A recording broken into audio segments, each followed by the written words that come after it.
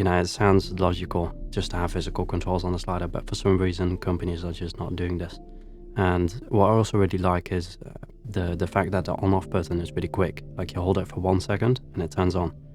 But today we're just building this B-roll system. We're 3D printing some stuff for it as well. And this is somewhat of the final version.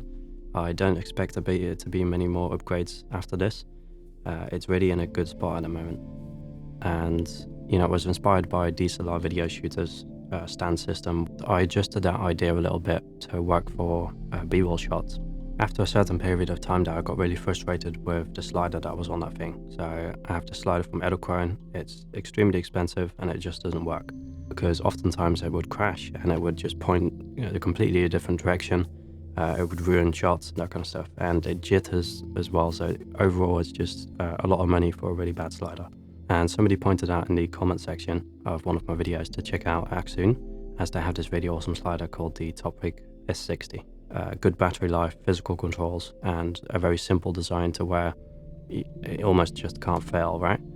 I reached out to them. You know, I didn't expect much of it. This is the first time I've actually reached out to a company to ask them if they want to sponsor this channel. To my surprise, they just said yes and sent it over, so keep that in mind. I didn't pay for the thing. But for the past week I've been using it, and it's solved pretty much every one of my issues. In terms of design, it is really nicely constructed. It doesn't feel heavy, but it does feel solid, like it's made of aluminium. So the mounting point at the bottom of the slider is actually exactly the same size as the plate that we get with the pistol grip from the Godox system. In this case, I actually upgraded to a different light stand because that was an issue I had with the previous B-roll system, where the base was just way too big. This one actually has an extra point of contact as well, so that center column is going to be a lot more stable than with the other light stands that we tested in the previous video.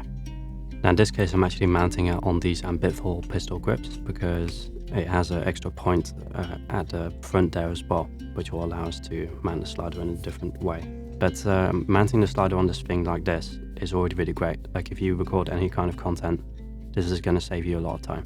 Now that's not to say that the slider doesn't have its own issues. So the way that you control the pan motion while it slides is actually done through a bar that's in the center of it.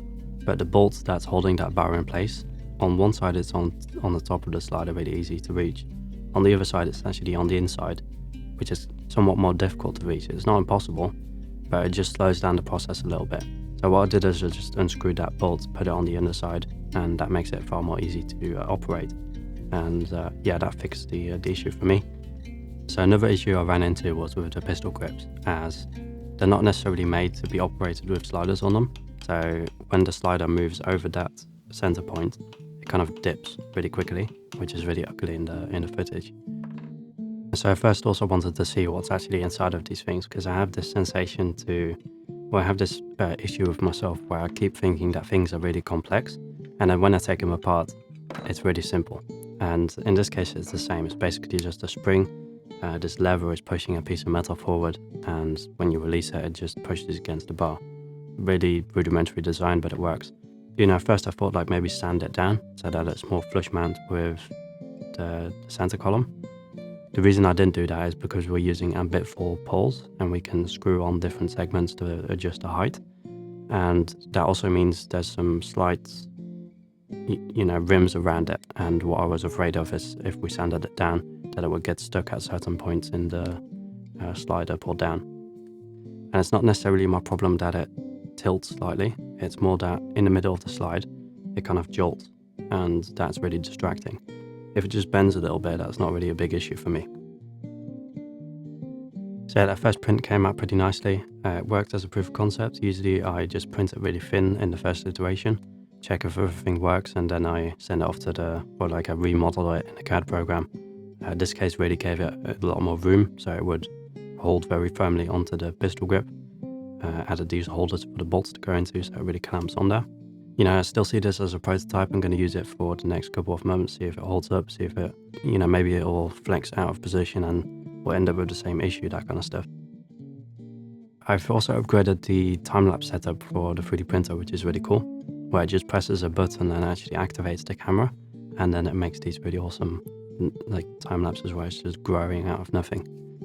But yeah, this one came out really nice. It is quite a tight fit around this pistol grip, and it is quite a large thing, so it's not going to be as ergonomic to hold. I did get this really long bolt to go through the pistol grip and the 3D printed piece as well, and that's just to hold the whole thing in place so it doesn't shift upwards or whatever.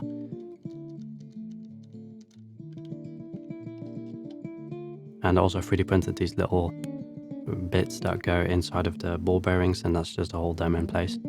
I'm really curious to see how long those hold up, because I think that's going to be the weak point on this build, where those are going to like disintegrate and then it won't work anymore. So if you're enjoying the video so far as well, definitely consider subscribing. I have some really awesome content coming up where you'll also be able to see the slider in use.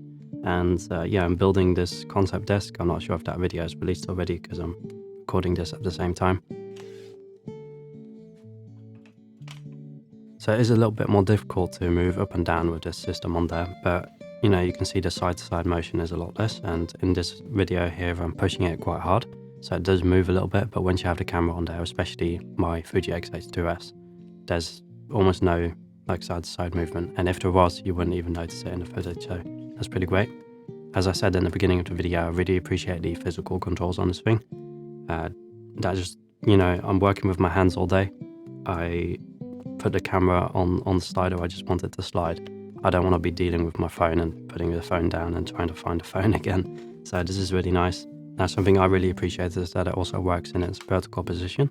You just unlatch it, you latch it back into the front plate there, and you can record a jib shot essentially without actually having a jib. In this mode it can carry up to 2 kilograms, which is quite a lot. I'm shooting on a Fuji X-H2S, so it never really reaches that weight. If you have a little bit of a heavier camera like a R5C with 24-105, I'm not entirely sure what that comes down to. And yeah, I hope this video helped you out, gave you some inspiration for your own setup. Special thanks to Accsoon for sending over that slider, that's really awesome.